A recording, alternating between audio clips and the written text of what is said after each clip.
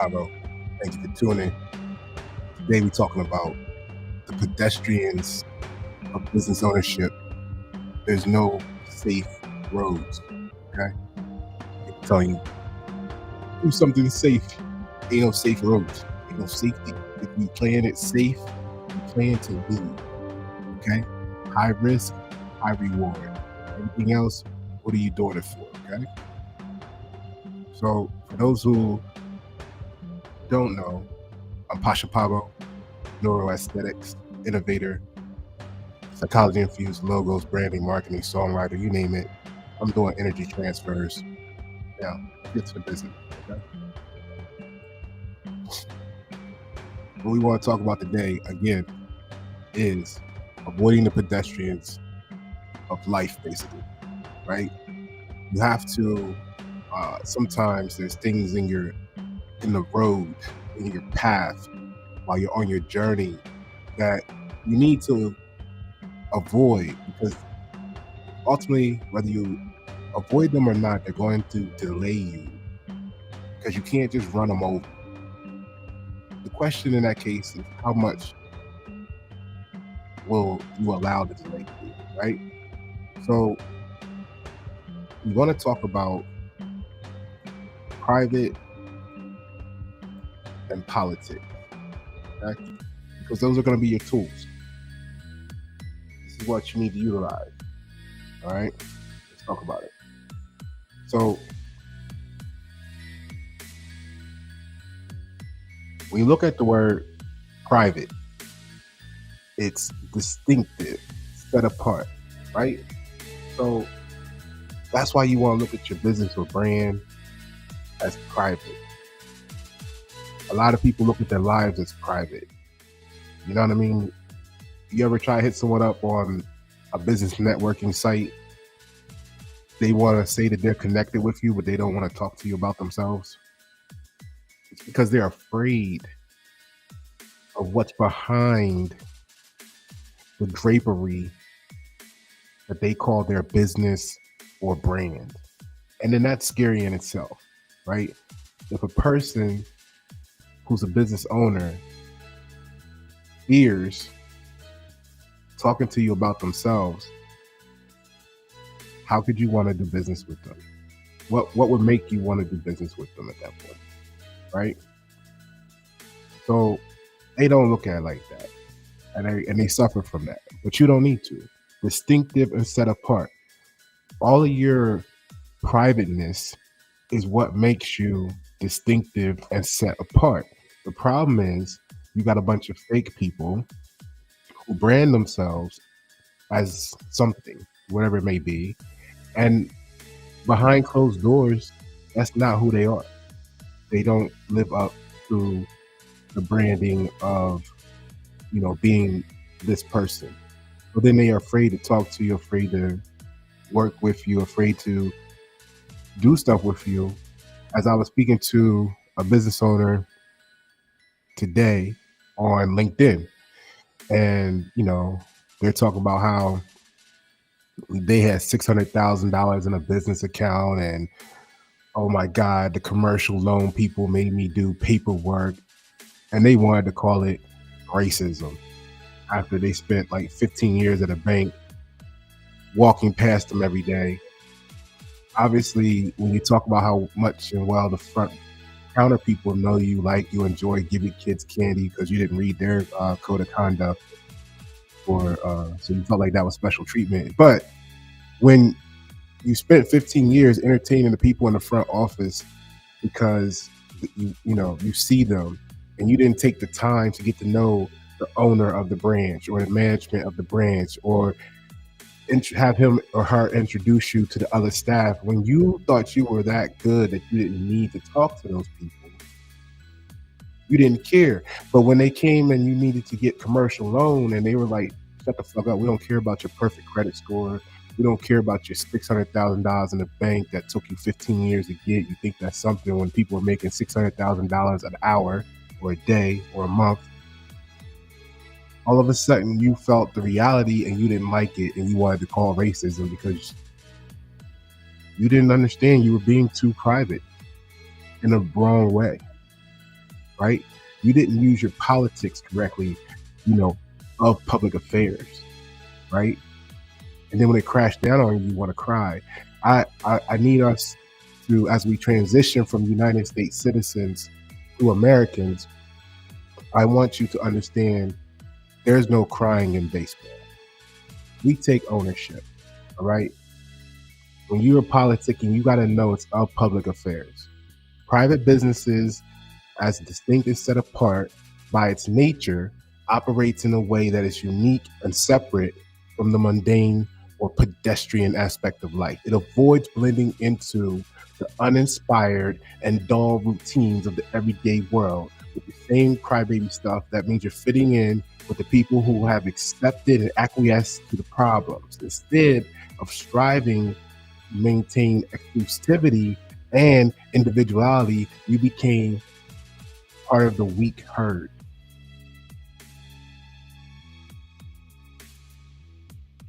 Some of the examples of breaking the mold, right? Here's the pedestrian.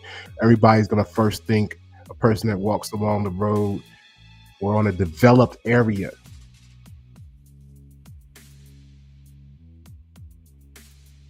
And then the adjective form is lacking inspiration or excitement, dull. From Pasha Paro.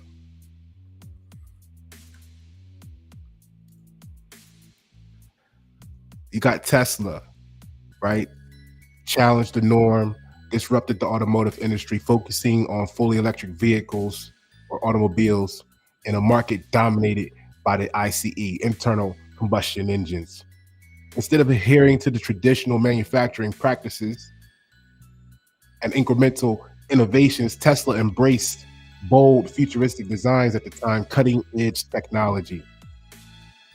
And those who's followed Pasha long enough know that the etymology of the word technology originally referred to grammar and sustainable energy solutions. A lot of people that you see complaining about things, they don't understand the most basic original technology, which is grammar, which is the words, which is how you string them together, how you connect them, what frequency are you. They're talking about their vibe and they don't realize they don't have one.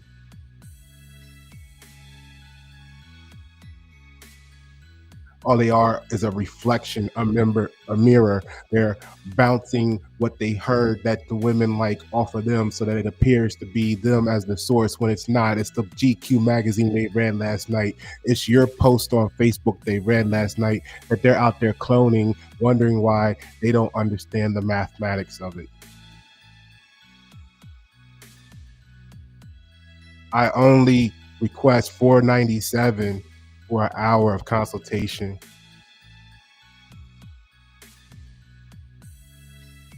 Because Airbnb reimagined hospitality industry by enabling individuals to rent out their homes or spare rooms as an alternative to traditional hotels.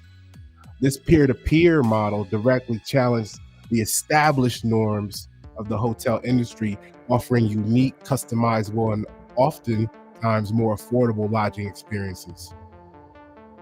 Airbnb grew into a multi-billion-dollar company, creating a new category of travel and lodging while providing hosts with economic opportunities. It has become a symbol of innovation and the sharing economy, proving that thinking outside the box can redefine the industry. Tesla achieved the market leader currently. Previously, NIO might be giving it a run for its money in electric vehicles, automobiles, fundamentally redefining the public perception of sustainable transportation. If you don't consider the coal mining operation it takes to power them, its innovation and exclusivity have positioned it as a premium brand, inspiring a global shift in the automotive industry. So what do you mean, Pasha, by avoiding the pedestrians of life? Steering clear of the uninspired and ordinary.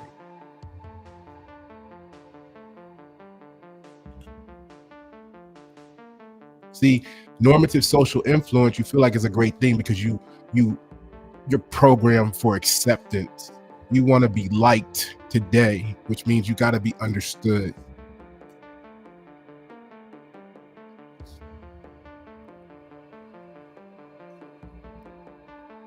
So because you thrive to be understood, you have to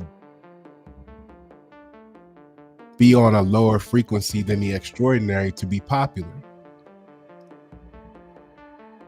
In a concentration, most people can't connect with super high or super low frequency.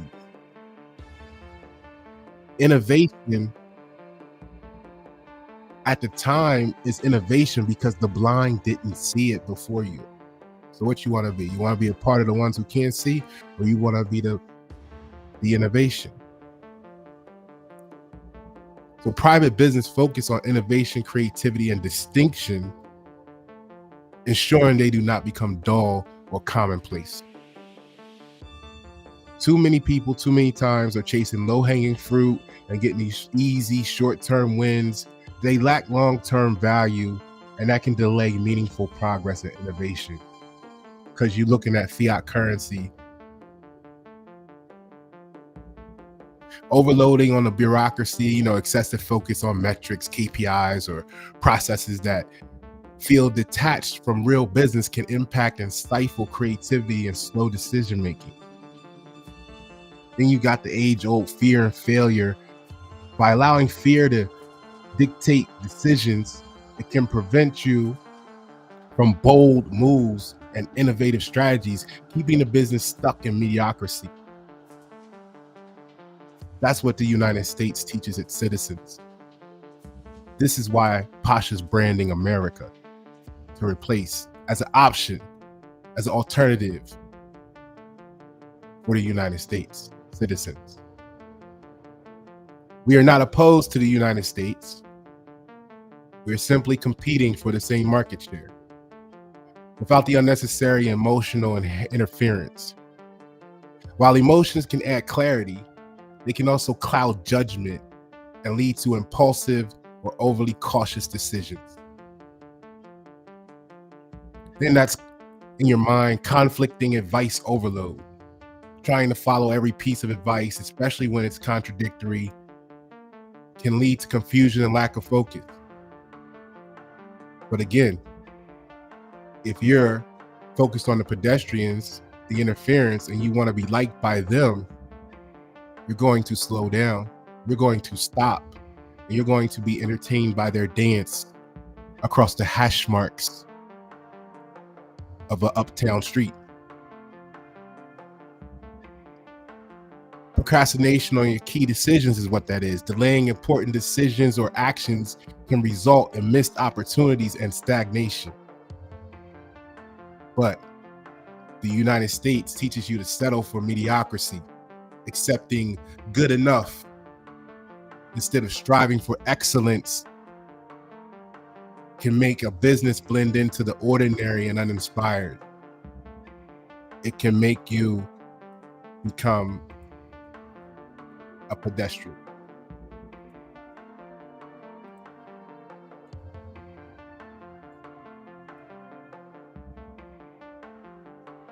Overextending resources, taking too many projects, or spreading resources too thin can dilute focus and reduce the quality of outcomes.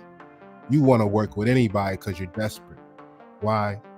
Because your focus is on fiat currency, something that has no true value, but you believe in it. So you want a whole bunch of it stacked up, piled up. That means you're wasteful because you got a whole bunch of something you don't even know what to do with. But it make you feel good because you done stocked up a whole bunch of pieces of paper worth 3 cents each. You feel like you've done something.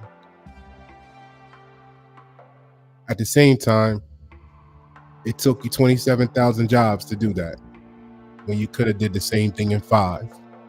If you had just increased the quality of the people you were working with and for, or your actual purpose in life. But again,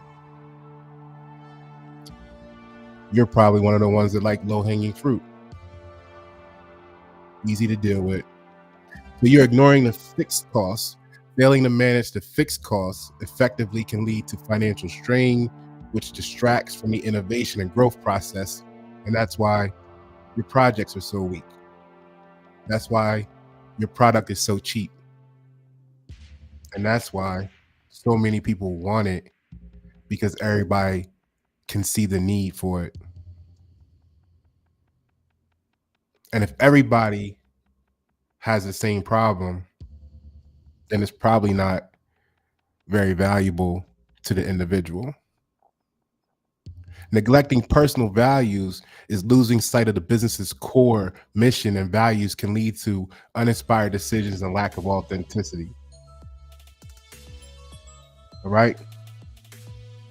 So use the politics to navigate the public affairs as private businesses transition into the public sphere. You want to employ political strategies, careful, shrewd, tactful approaches to these public affairs, to managing your image, policies, and interactions with the community. Obey your thirst, right? Remember that? Excuse me. Building relationships with stakeholders. Who are your stakeholders? Private businesses. You got to identify that. You got to know who they are, because you need to know the difference between them and the pedestrians you're trying to avoid. That's in the crosswalk.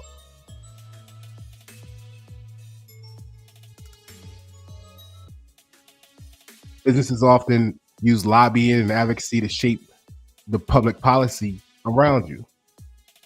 But again, if you're wanting to adhere to being liked by ignorance, by the mundane, by the ordinary, then you're not going to be supported to accomplish anything extraordinary. You're actually going to be abandoned.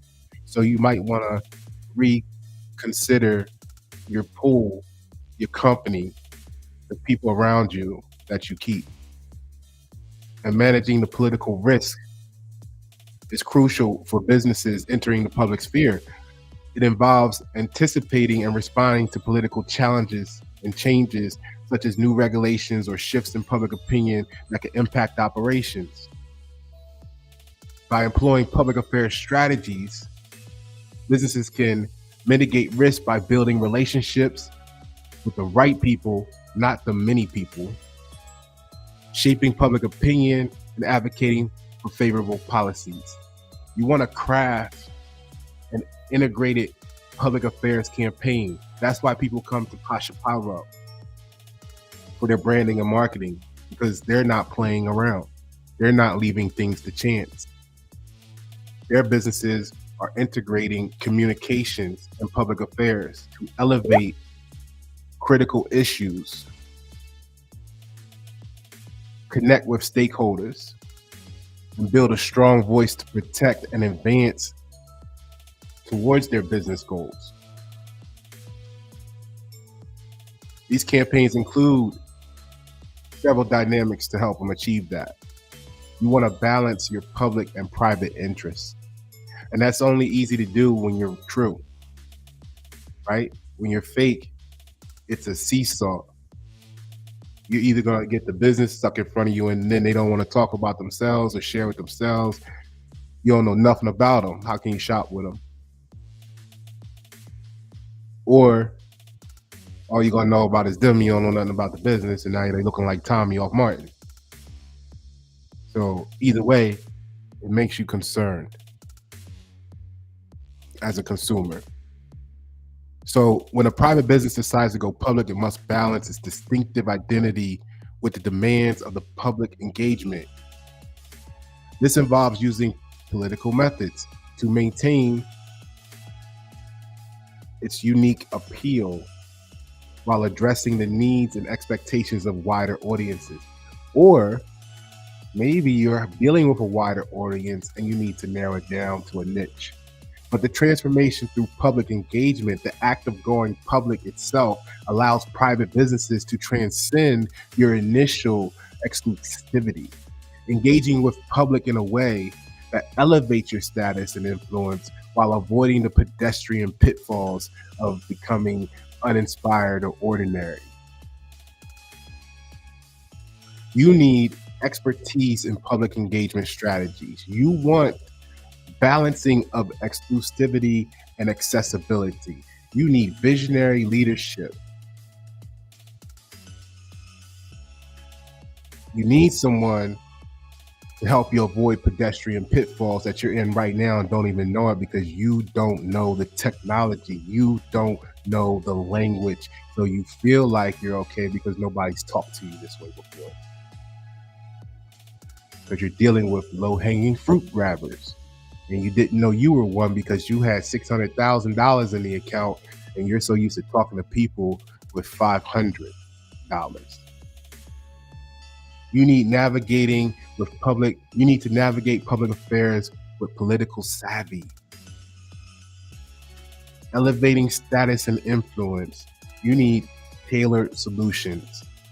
You need